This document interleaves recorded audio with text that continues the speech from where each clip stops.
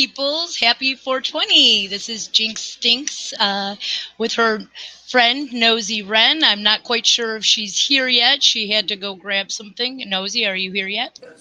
Hi, I'm here. Hey, Nosy. Hi, everyone in chat. Hi, Inexplicable Susan. Too much for me. I'm just going to call you Susan.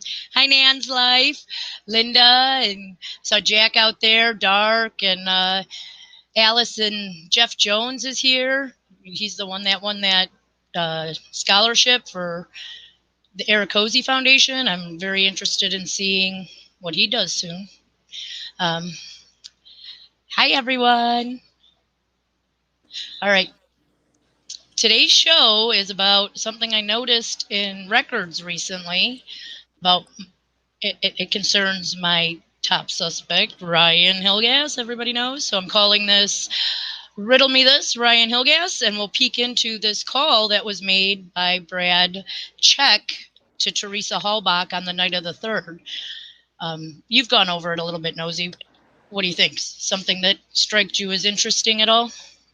Yeah, this is something that I never knew, and I think it brings up a really good point. Like, how the hell did they know certain things? I don't want to give it away before you explain it, but Well, what I'll do is I'll share some screenshots. I haven't linked anything as far as where these come from yet. I will come back to the YouTube later and add some links for you guys to go through the records.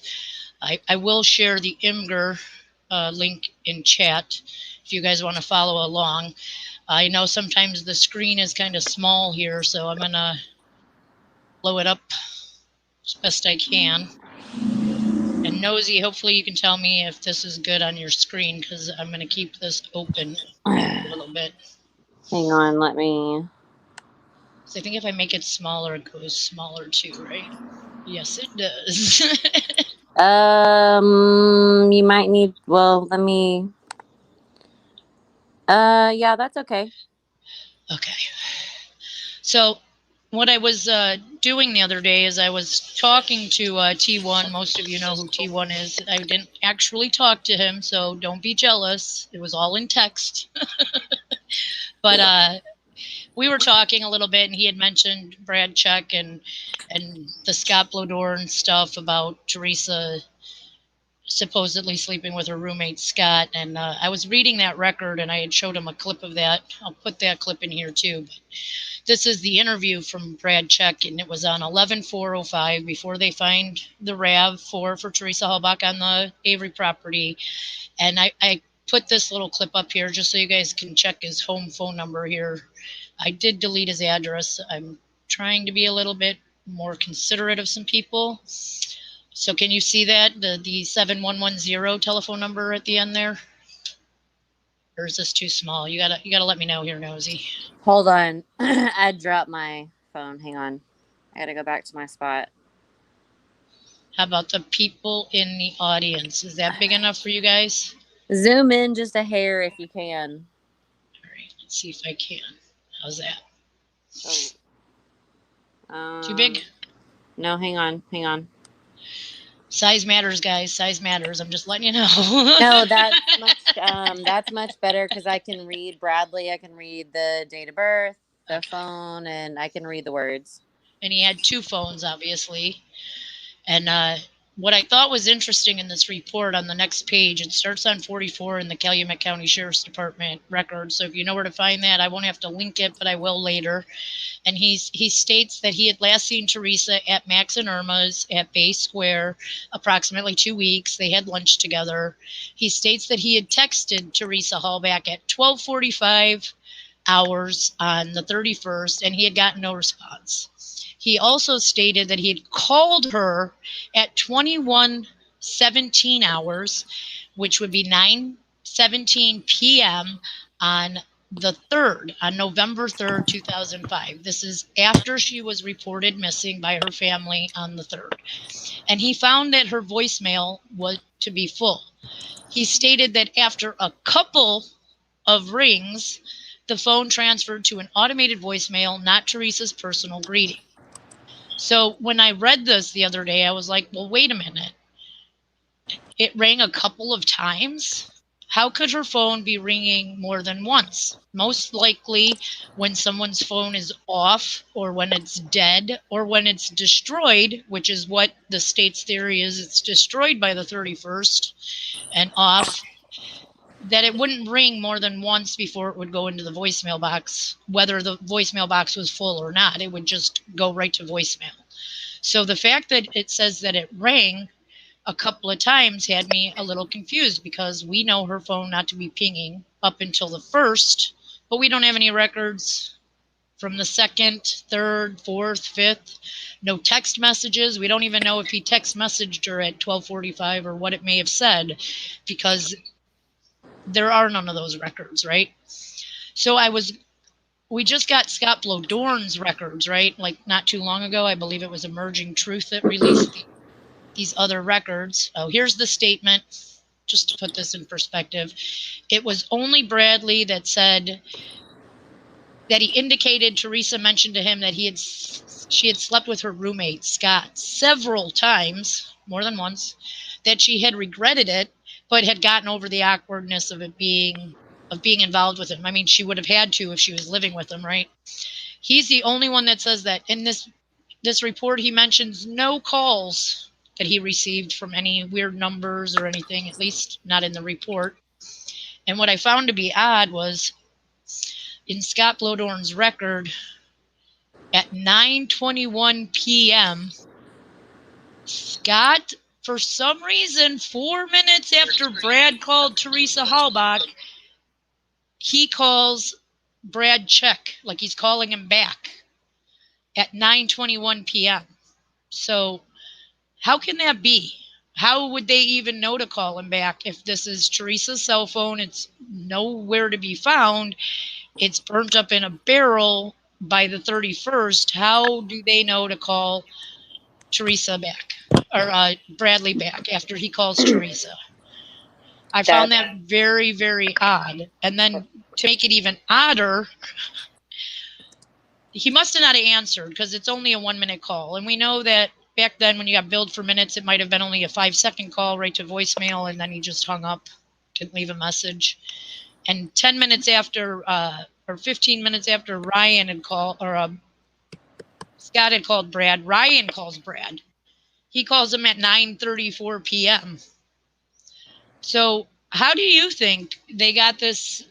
I mean, like, what are your thoughts, guys? Do you think they had the phone, that they saw the phone ID flash, that maybe the phone was on and that they didn't have it? Because I really can't think of any other way that they would have known that Brad had called Teresa on her cell phone, which is destroyed, to call him back only 4 minutes later. What do you yeah, think, it's Nosy? just that's too much of a coincidence for me. And like, I mean, it's like Brad called Teresa, she doesn't answer. Somehow, I'll just speculate. Scott calls Brad, wanting to know what he wanted, and he doesn't answer. So Ryan's like, "Well, here, I'll call him." But how did they know to call him? How did they know? And I'm going to go back here to Scott's record, because I'm going to show you that the last call that he had gotten, that before calling Brad back, was at 5:56 p.m. So that's like several hours. It's not like Brad had called him on his phone that he would call back. He's got an incoming call at 5:56, and then 3 hours later, 4 hours later, right after Brad had called Teresa's phone, he makes this call to Brad's phone, the 7110 number. So, of course, we got to go through like all of the things. Could he have called the house phone? Could the phones have been transferred? Could they have gotten it on, could they have gotten it from the bill that they printed out? So I'm going to show you the bill that was printed out. And it says, below are the minutes used and other details available since your last billing cycle.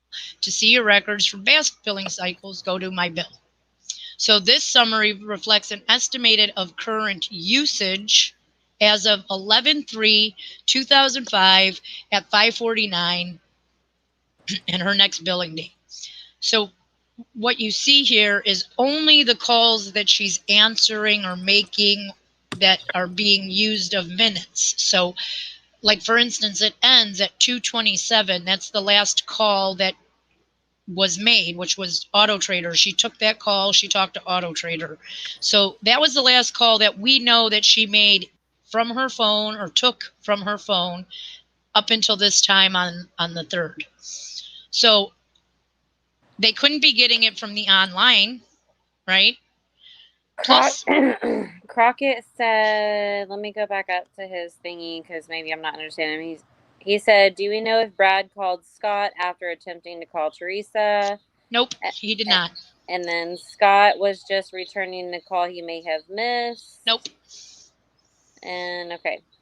Like and I showed you, there's only a call at like 5 o'clock. He doesn't mention calling Scott. He doesn't mention any of that in his report to, I believe it was Deirdre and Wiegert that went out to his house and saw him. They did look at his phone, which might be why they're so specific on when he actually texted, because he showed them the phone. So Jeff Jones, here, I'm going to give it to you in one sentence. Bradley check. No, Jinxie, you give it to him because you got the actual dates. So Brad Check calls Teresa Hallbach. Is that what we're talking about? Yeah. All right. I hope you didn't change the subject on me. No, just like a summary real fast. Brad calls Teresa Hallbach at 9:17 p.m. on November 3rd. And 4 minutes later, Scott from his own cell phone calls Brad back. It's like he's calling him back. Or is it a coincidence, right? Like, is there a coincidence that for some reason out of the blue after 4 hours of not being on the phone that he would just turn around and call Brad Check 4 minutes after Brad Check called Teresa? It seems very, very unlikely, in my opinion. I agree. The only thing I can come up with, I've been talking to several people. Now, she did get phone calls and messages on the 3rd. There was at least 3. So we know at some point it did go to voice message, that it wasn't full all day long. We went back and looked. Someone had mentioned to me, well, Pagel gave the number to the Schultz to look for it at 7:30 a.m. the morning of the 4th. So if he called on, maybe the sheriff knew, maybe the sheriff saw the number, maybe it was on her home phone number, maybe he gave it to him. So I went to see what we could find, and what I know is Pagel wasn't at the property on the 3rd, so whatever they took from her house was given to this guy. We know that whatever was taken from the house was taken when the officers left at 7:25 that evening, so they weren't there when this call was made. So there'd be no way for them to know about it. The reason they have it is because they took some TDS old records from Teresa's home phone line, which showed that in December of 04 and January of 05 that she was calling this number long distance, and then she doesn't call it from home ever again that I've seen. What else? Kelly Sipple looked at this bill and made a list of all the calls. He also calls this number on 1104 from this paperwork. The calls dated back to December 04. So that's how Pagel got the number. Pagel didn't get it from some phone call at 9:17 to Teresa's phone. The only people who could have had that phone at that time to see it would be 2 men sitting at Teresa's house, possibly with her phone. Bingo. Bingo. Because Nan's Life said, remind us when LE contacted Bradley. It wasn't the 3rd, it was after, right? It was on the 4th that they actually finally met with Brad. Yes. So on the 4th, they also did a subpoena from Wendy Baldwin. She prepared it for the district attorney's office, and that was for the TDS phone company to obtain Teresa's home phone line. So they do retrieve this home phone line because, well, like maybe, just maybe, he called on the home line, right? And they saw it on that caller ID. Yeah. Only there is no call from Brad on the 3rd. There are 2 calls. One of them is a fax, because remember, her phone is a fax machine, that she got a fax from Auto Trader at 7:33, and then they called her at 14:20, which is 2:20 p.m. So no Bradley check on the home phone, so they wouldn't have seen it there. So again, where did they see this number to be calling him back? On her Motorola. On her Motorola Razor. And I want to say this again. We don't have records for Teresa after the 1st. Is there a reason there's no records for that, where they disappeared purposely? We know that they have a record of disappearing evidence, right? Or destroying it, or not collecting it for whatever purposes. Could her phone have pinged on the 3rd that night, and showing that her phone was pinged, and where it pinged from, showing that it wasn't at the Avery salvage yard? Hold on a second. Sorry, I'm responding. Are you writing to somebody? Who you responding to? Jeff Jones, he says, so either they have her phone or they just happen to check her voicemail, but he didn't leave a voicemail. He didn't leave a voicemail because the voicemail was full. Right. And they didn't, and so therefore, how would they know to call him back at all? There's only one reason I can come up with. I've tried to make excuses on why they could have done it in other ways. Some say, well, the internet, they had access to her account. But if they had access to her account to any other records other than those minutes used, why were those not given to the police officers? Banana Man said if Teresa had caller ID on her landline and Brad called but nobody answered, they could have seen the number. But as you look at this last record here, this is her home phone line, the calls that she was receiving and even giving, because you see she actually faxed to Auto Trader on the 31st. She faxed that reschedule and it was at 1:13 to 1:16. Took a couple minutes. So these are her calls from those dates. And this is, at the top it says faxed at 11/4/2005, about 11:30 a.m. or so. So this is what they had. His number should be on it if it was from the home phone. Right. Exactly. That's why I think this is just, it would too show if it wasn't answered. It would still show a call coming through. So unless her phone was pinging, why would they put those records not out there? Like, why would officers who are framing somebody not want those records out there? Why would they just kind of skip what was going on the 2nd, the 3rd, the 4th, the 5th, right, the 6th? So the only thing I can come up with is that it was still pinging towers on the 2nd, 3rd, 4th, 5th, until it was actually found in a barrel. I believe it was found in a barrel on Avery's property. I think that was on the 7th, what was the 7th, right? Like, the 7th is the day that Ryan and his crew, all the civilians, come to the property, and they're kind of searching around that area right in front of his barrel, right? Because it's on that little field right before his property. Well, so with finding this, Jinxie, what that makes me think of is the 22 drop calls, because now that gives Ryan a reason to be on the Avery property, is planting that phone. Or planting anything else, for that matter. What we don't know is, I've looked at the pictures for what they found in that barrel, which is supposedly a Motorola Razor, her Palm Pilot, and the Canon camera. But I don't remember any serial numbers ever being connected to the phone that they were able to see and make sure that it wasn't just like, I think it was Sapper Cop who said it earlier when we were talking, that how do we know they didn't just buy another phone to burn and put in that barrel to make it look like it was hers?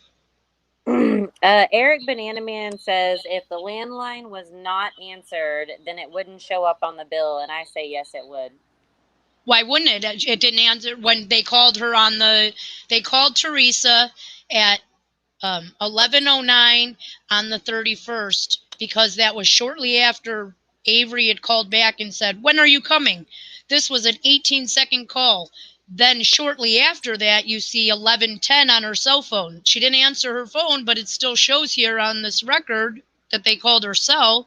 She's not home on the 3rd, and yet here they are. The last call is Auto Trader calling at 2:20 on the 3rd before she's reported missing for a whole 19 seconds. And that call must have gone unanswered, and yet here it is on the record. So there would be no reason for Brad's not to be on there. No, only long distance calls show up on your landline. No, all local. Well, let me remind you that in earlier the year, in January of 2005 and in December of 2004, the number for him is showing up on her record as a long distance call.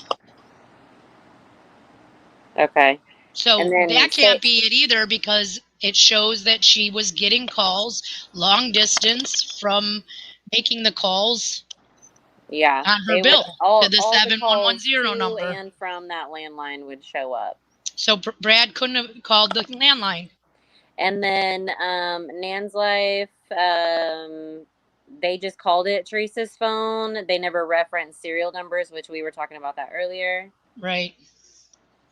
So for all we know, somebody still has that phone, and it was never really burnt. And even the burn barrel, it could be someone's trophy, maybe. Something they didn't want someone else to find. They kept it. The question is, why would they turn it on? If they did have this phone, if they are responsible for whatever happened to Teresa, and they didn't just find it in her home, because if they had just found it in her home, why not hand it over to the police department when they were there earlier? So if they have this, I don't know, I lost my thought. It points to them either knowing something about her being gone, because there would be no reason to keep it unless they have something to do with it. What did Sapper Cop say? He said, my computer's freezing. Okay, it wouldn't have changed in 4 minutes. Brad didn't call her landline. And then Banana Man said the call has to connect to a landline to show on the bill, but the machine will display the ID and call history regardless of whether answered. And I told Banana Man no with a banana. If they had the phone, why use the backdoor method to listen to voicemails? Maybe because they didn't want anybody to know that she was listening, that they were listening to her voicemails. Maybe they knew they didn't want it to ping those first 2 days. Maybe turning it on that 3rd. Like, why would they turn it on the 3rd after we know that they didn't, by 5:49, they hadn't used her phone to make any calls or to check any voicemails or had received any calls while the phone was on. Well, they might have received some if they didn't answer them, because there's no used minutes. But if they had called the voicemail, that would be considered used minutes. It shows on the record of used minutes. And there's no records in y'all's possession after the, what'd you say, the 1st, 2nd? Right, the first at 6 something. But remember, this is when they actually, if they have the phone, let's say they do have this phone, they have just given the police records of all of her minutes used, and we're kind of seeing how it showed up online. Maybe they were just dumb, and they're like, oh, well, we already gave them the records. They're never going to subpoena any other records, so we can turn the phone on and see, maybe we can see who's been calling her, or just be snoopy, check her pictures, or whatever they might have wanted to do on her phone, right? Like, maybe they had pictures they were trying to get rid of. Because wasn't hers a camera phone? Was hers a camera phone? Can somebody remind me? I Yes, think it was. hers had a camera on it, I had the correct? same phone. So maybe they wanted to delete pictures that were on there before they burned it, before they were able to place it over there. There's several possibilities and speculations I have. I don't have any proof of any of them, but it's all very interesting that it just seems like so odd that he called Teresa's cell phone. It had to be her cell phone. The voicemail box was full, which we've all known. They've been saying that since the beginning, that her box was full. And yet here is Scott Blodorn, after several hours of not being on his phone, calls back him 4 minutes later. Do we So have records of any phone pings from Teresa on 11/3? we don't know because we do not have any of her records Okay. after the I first. didn't know if that was included in the records we were talking about, but Sapper Cop said obviously her phone would have had to have been on for them to have seen Bradley calling, which means there would be a ping, but we don't have those records. What if they turned it on to check pictures just to make sure there was nothing incriminating on it? And they thought they were in the clear because they had already given phone records to the police department prior to them leaving at 7:30. And it just so happened that he called in at that very moment. Here's some more questions for you, Jinxie. Okay. They're coming in quick. I don't want questions. I want answers, people. Give me some answers. No, I'm just kidding. Is there, I know they can't check that one. Is there any way to check, see if her voicemail was accessed remotely? And that's one thing I've always said that I feel like Ryan was just doing on his own. Like he knew her login and password to her cellular data bird website, her login on the website, and he could have logged in at any point in time and seen her voicemails or her calls, marked them as read, unread. And then Robin said, could they have called her phone already knowing her password and got that Brad just called and then erased that from her cell record? Like, no, I don't think so. Well, the fact is we didn't leave a message. So the only way you can tell if they called is that way is if they got a message, right? And he says the voicemail box is full, which means he did not leave a message. So how would they have known? Right. Hi, Becca. Hi, T1. There's my buddy. Becca My over-eager chatter. This all started because of you, you know. I think we got all the comments. Anybody else have any questions? Like, what do y'all think about this? I think it's a big effing deal, and I hope Zellner knows. Oh, I know Sapper Cop asked me if I have passed this along to Zellner, and the fact of the matter is I have not. I figure if she wants to know, she can come follow me. That's so bad. I'm sure she has a sense of humor too. But yeah, maybe I'll tweet it to her or retweet it to her so she at least has that. I'm not one to usually contact her, or I've given her a couple tips in the past, but it's been a very long time. So if one of you has ever given tips or has her email address or whatnot, feel free to pass this information along if you feel the need, if you feel it's necessary. I mean, I don't know. I would think she would have already seen this. This is all records that she should already have. Yeah, but you know how you miss stuff, and it takes so many different eyes. Someone said, oh yeah, Jeff Jones, it fits mine too. That's what I was saying earlier, is that this falls right into place with giving Ryan a reason to be on the property, and it falls in line with those 22 drop calls for me. Boop. And those were on the 4th, if I recall, around between like 5 and 7 o'clock or something like that. I don't know the time. Well, I'm guesstimating because I'd actually have to go look at something, and I don't really feel like pulling it up while I'm on a live because then I'll have way too many pages open. I only made enough for this subject, guys, so this is just part 1. You'll have to come back for more Ryan later. Not later today. Later this week, maybe. Maybe on Saturday. We'll see how what plays out tomorrow with the state having time to respond to the petition to the Supreme Court. Oh yeah, tomorrow is state filing day, so everyone be on the lookout for that. Brandon says, doesn't the phone have to be on for call logs? Whose battery is still good after 4 days, especially an older one? Mine barely lasts that long. Well, I mean, anybody could have a charger. They probably had some of the same phones and stuff. Sapper, I can't think of a way they could do this remotely from another phone. I agree. Unless they forwarded her calls themselves to one of their phones, which if Ryan knew the password, they could have done that, right? Okay. Like, couldn't Well, Ryan wouldn't it have to have been Blowdorn's phone since he was the first to call?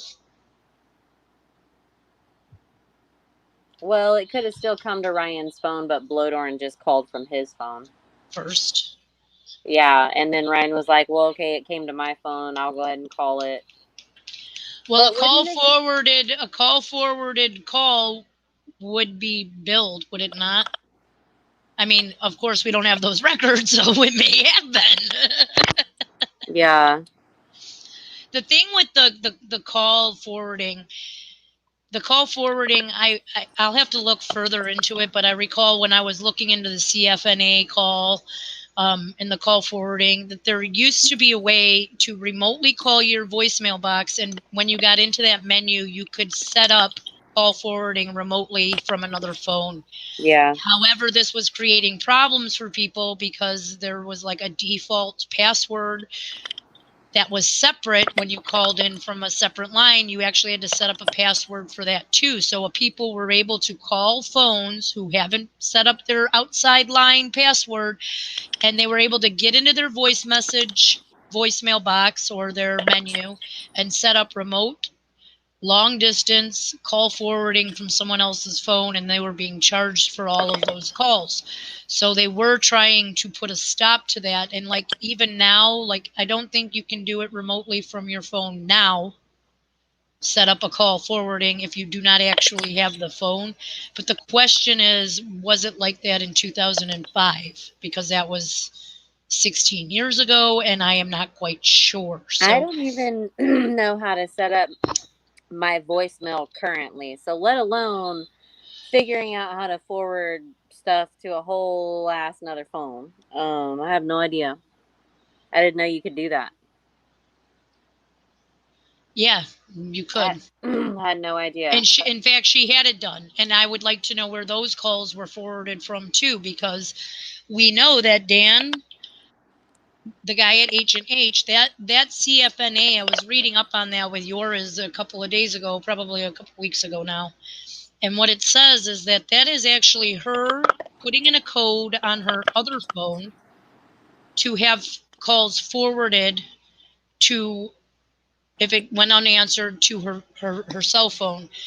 And because there's none of that on this, and she's still getting fax machines on her house phone on the 3rd, I would have to assume that the call wasn't going unanswered. It was just going to a fax machine. So therefore, it has to be another phone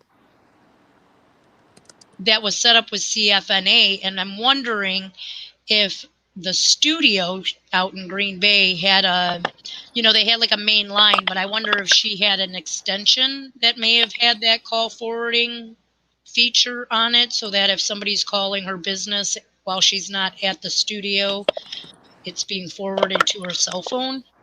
Like, I'm still a little confused about those calls. So, and those calls are mostly business calls. It's mostly the H&H Dan guy who was, printing out her pictures at their printing service and sending them back to her. Yeah. So where was that at? That's another mystery for me. A lot of mysteries in this case. There's lots of riddles. I just don't know how to solve them, and I was hoping that all of you guys were just going to give me the answers. So come on. Right? Like, duh. What do y'all think we're here for? I'm here to ask the questions. It's funny. Let me come back here. I mean, this hasn't been a long one. I think I'll come back on Saturday. Maybe we'll touch base on a little more Ryan stuff. Maybe do his dad that I've been working on getting stuff together for Mark. We can talk about him a little bit. Yeah, I will. I'll do some more digging on like social media, see if I find any like updates.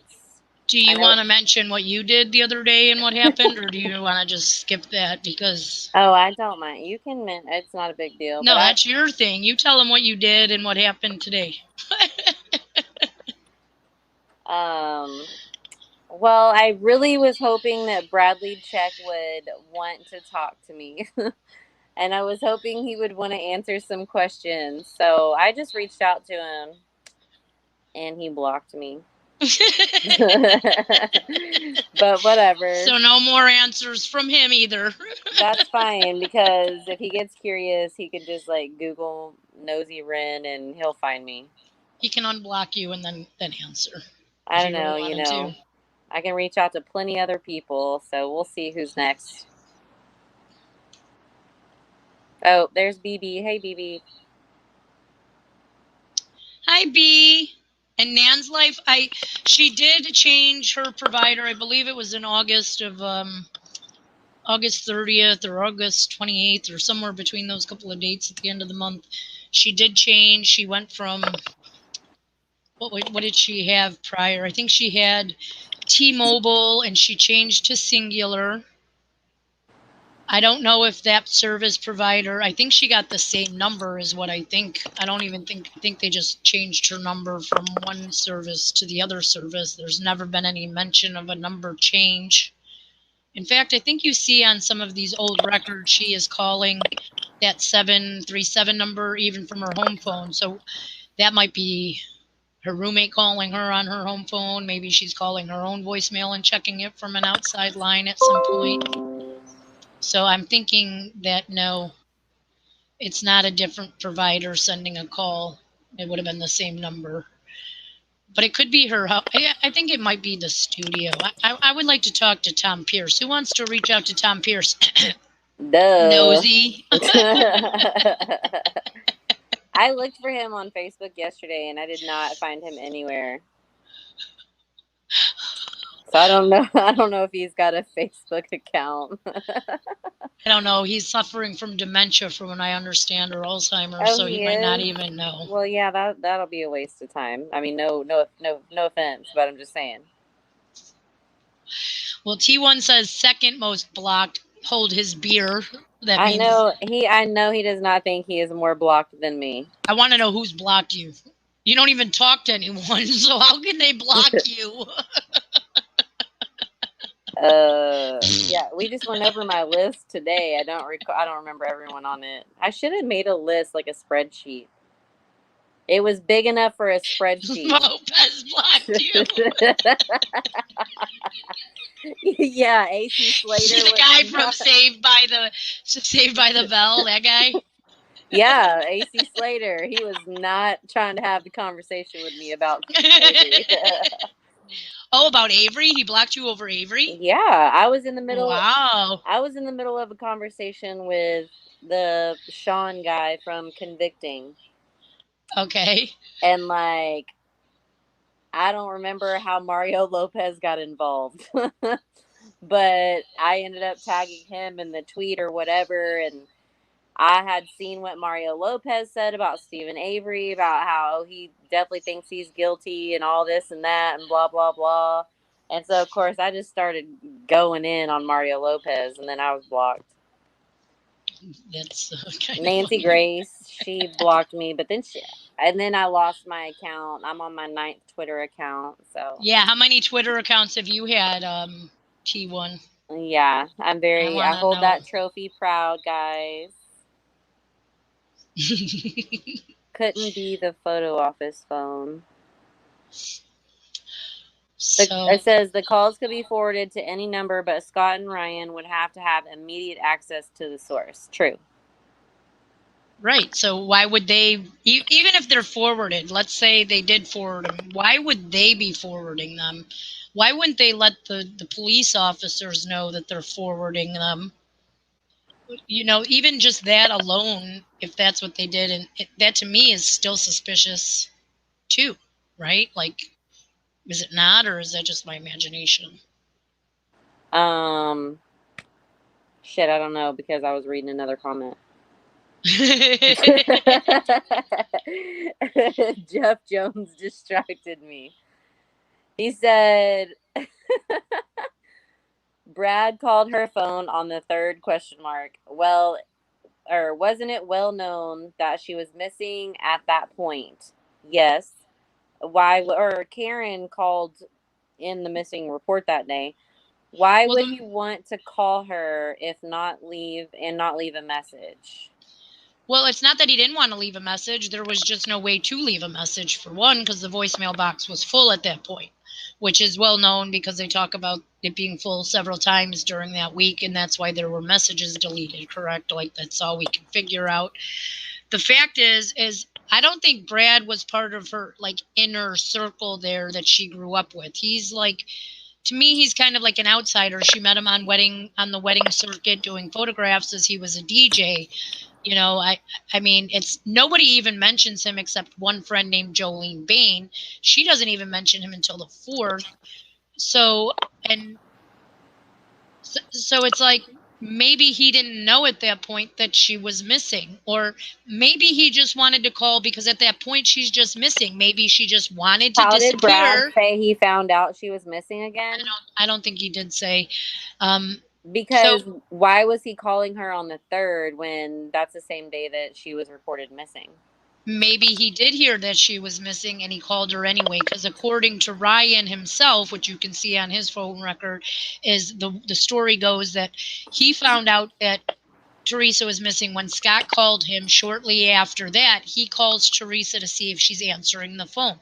Now, just because she's missing doesn't mean that she was dead, Right. or that she didn't disappear and just was avoiding certain people. So for them to be calling her to find out if maybe she answers for Brad, or maybe she'll answer for Ryan, or maybe she'll answer for Kelly, or whomever, even Scott Blodorn called her phone. So it's not really that suspicious that they would be calling her even if they found out she was missing, because at that point they don't know she's dead. They just know that she is not to be found by anybody else. So maybe they will be the one that she answers the phone to. I mean, you don't know where she is, so why not call her to see if she answers? Yeah. Oh my goodness. Y'all in the comments are hilarious. It does sound like something's being hidden there, and I don't know why. And especially since we don't have those records from the second on, that kind of says a lot too, because until the fifth, she's just a missing person. And why are they not trying to find out who she's calling, or if she's calling anybody at any other time during any of those other days? It's like, oh well, her phone didn't ping on the first, so we'll just stop there. I mean, that doesn't make a lot of sense to me either. They don't check her text messages. He clearly mentioned he made a text at 12:45. They don't check for those.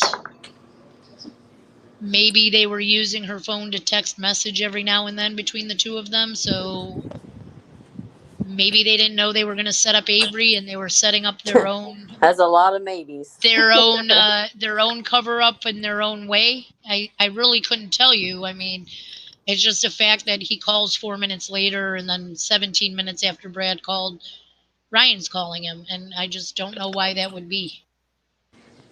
Yes, Ryan, if you are watching, please contact me and we will get you on the show and we can ask you some Don't questions, and worry, I'll send him a you can link. certainly set me straight. I would love to be set straight. I would love to move on from you and put you under ruled out if that is a possibility.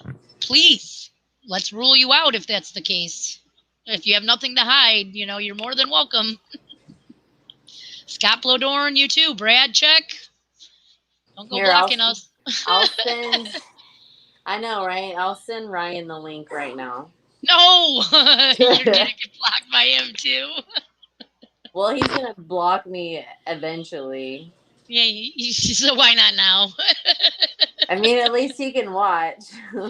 Well, it'll be over by then because we're not going to be here much longer. I don't really have much more to say on this subject. Just thought I'd put it out there on YouTube and let you guys think about it. And maybe if you guys come up with some other possibility on how they knew to call him back only 4 minutes after Brad called her phone, you can leave it in the comments. If you have any questions about Ryan you would like me to touch base on, you can leave them in the comments below. I'll check back before Saturday and see what next subject on Ryan I'll do. We'll call it Riddle Me This Ryan Part 2. Don't forget to hit subscribe and ring my bell so you know when I'm going live again, because it's kind of sketchy with me. I don't always want to do it. Sometimes I'm like, I'm going to go live, and then I don't. Yeah. Just ask Nosy. Yeah. I'm prepared every day.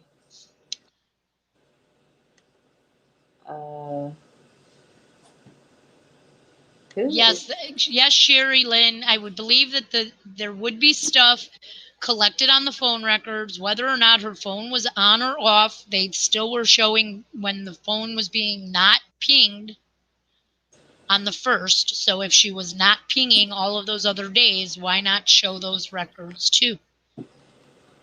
Did they not get the records, or are they hiding records? That's my question. We know they have hidden stuff in the past or just accidentally misplaced it, like a George Zipper voicemail. That's just conveniently just, oops, we forgot to get that from somebody. Sherry Lynn says, if he said he accessed her phone account to delete stuff, wouldn't the phone company have record of that? They would, but they did not look into her records like that, because they could have retrieved whatever was deleted. They could have. For a certain amount of time, they could have, possibly. They bring it up in court. Let's remember, Buting does bring up there was 2 voicemails deleted in court. He wants to talk about it. They removed the jury. He wants to talk about it. And that's when Kratz is like, well, if he's insisting that now he's changing his story that Teresa was alive on the 2nd, well, maybe that is the point. Maybe she did make it home. Maybe that's why her phone was at the house. Maybe after the police left, they found her phone on her bed. And they turned it on to see what would happen. And Brad happened to call at that moment. Yeah. I mean, it's possible, that was but the like, case. how many times? Why didn't they give the phone to the police department after that? It's like, how many times do we have to be like, man, that's a pretty big coincidence. That's a pretty big coincidence. Well, that's the whole thing. Is this a coincidence? All of it would be a coincidence. So that's just another what are your typo. thoughts on coincidences? We know that they're very slim to none. It's a very rare account. Like, if there is a coincidence, maybe once in a great while, but not like 35 million times on one case. Right? Hi, Stacy. Hello, Stacy. Have Stacy figured out how they called him back without having the phone yet? I don't know. Did you figure it out yet, Stacy? Let me know. I still have no other explanation other than them seeing it on the caller ID. You missed all of it. We're leaving soon. I know, we are done. I went through it all. It's one thing to be fashionably late, Stacy, but like, you're like missed the whole party. I take it you still don't have an answer either then, huh? Oh, I definitely don't. He's shrugging at me.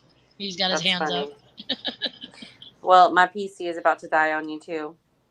All right, well, I'm going to mention this right now is Foul Play will be going to do an open mic, impromptu open mic tonight with a record that they have just recently received, which was it was a hearing of some sort in Brendan's case. So that'll be at 6 o'clock in about 50 minutes on the Foul Play channel. I will link this here if you guys want to go over there and remind yourselves that they will be live for open mic about 6 p.m. That's about an hour from now, Central Time. And everyone keep up looking, keep digging. Go back and read records over again. You never know what you're going to catch that you didn't catch in the first time or the fourth or the 100th time that you've looked at it. Just pops out at you at some point. That's kind of what happened here. So keep up the good work, everyone, and we will peek in soon enough. You got anything else to say, Nosy? I do not. Thank you for joining me and have a good night. Thanks for joining Yep. us. See everyone next time. Bye. Later.